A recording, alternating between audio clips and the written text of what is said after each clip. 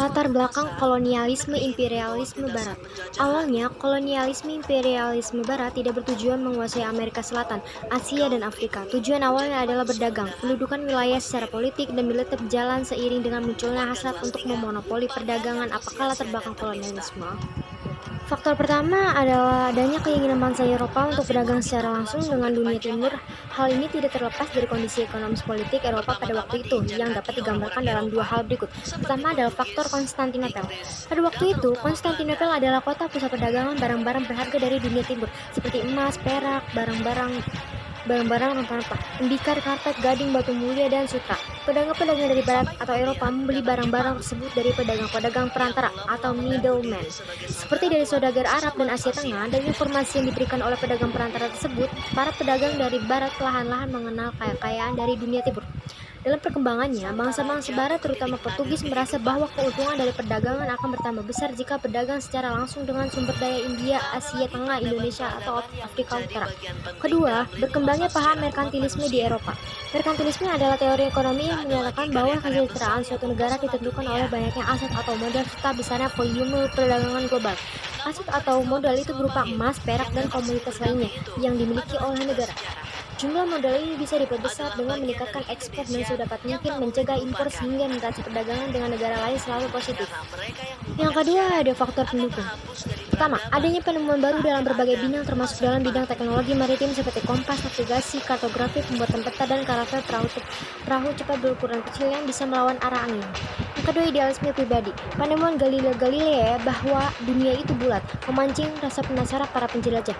Hal tersebut diperkuat oleh kisah perjalanan yang ditulis oleh Marco Polo antara tahun 1271 hingga 1292 yang kemudian disatukan dalam bentuk buku berjudul The Travels of Marco Polo atau Sumillion atau Orient Poliano. Yang ketiga, Portugis dan Spanyol menjadi tempat pengungsian pengusaha dan bekerja terampil atas Konstantinopel ketika kota ini dikuasai Ottoman pada 1453. Perjuangan melawan kolonialisme setelah tahun 1908. Pada bagian ini akan dibahas tentang lahirnya pergerakan nasional serta organisasi-organisasi pergerakan nasional. Sebelum membahas faktor pendorong lahirnya pergerakan nasional Indonesia dan berkembangnya, mari kita terlebih dahulu melihat ciri khas perjuangan bangsa Indonesia melawan kolonialisme setelah tahun 1908. Dipimpin dan digerakkan oleh kaum terpelajar. Sebelum lahirnya kesadaran nasional, perjuangan melawan kolonialisme dipelopori raja, bangsawan, dan tokoh seagama. Setelah 1908, perjuangan dimotori oleh kaum terpelajar melalui organisasi-organisasi pergerakan. Sebagian dari kaum terpelajar ini memang berasal dari golongan bangsawan, tetapi mereka adalah orang-orang terdidik dan terpelajar. Bersifat nasional.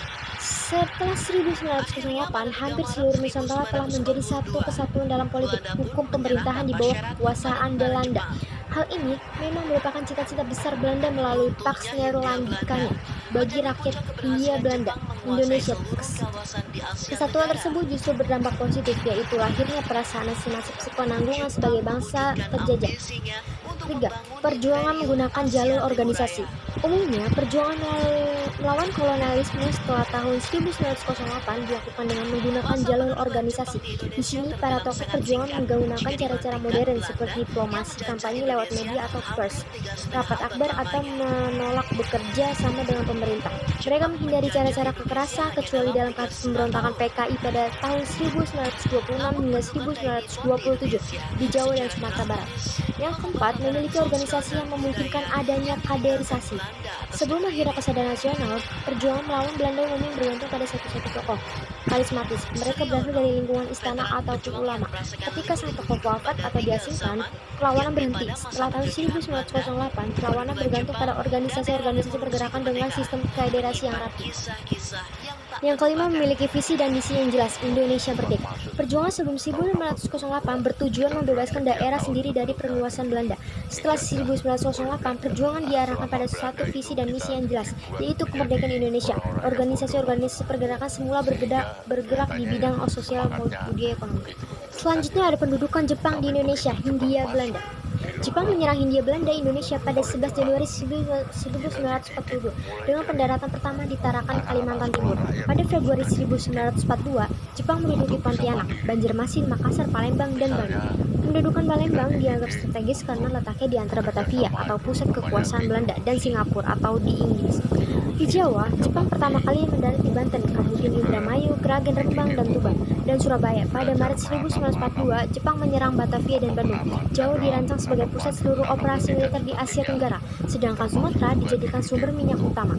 Gubernur Jenderal Chief Franz Stackhauer dan Jenderal Hein de Borvan tidak berdaya menghadapi serbuan kilat Jepang. Belanda pun menyerah tanpa syarat Kalijati, Subang, Jawa Barat pada 8 Maret 1942 kepada Letnan Jenderal Hitoshi atau Imamura Jepang.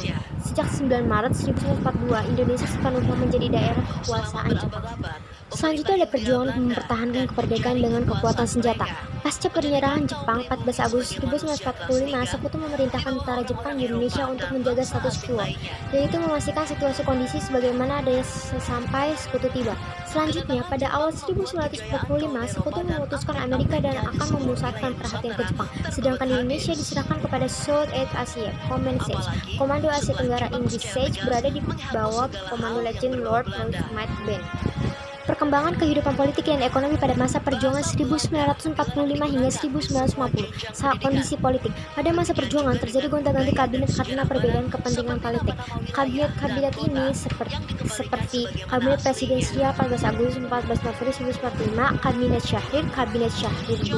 Syahrir II tanggal 20 Maret, Kabinet Syahrir II 2 Oktober 1946 hingga 1947, Kabinet Syarifuddin, Kabinet Syarifuddin II, dan Kabinet Hatta.